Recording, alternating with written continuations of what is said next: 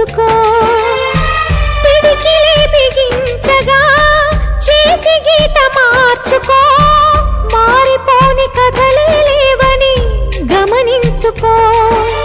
తోచినట్టుగా అందరి రాతను బ్రహ్మే రాస్తాడు.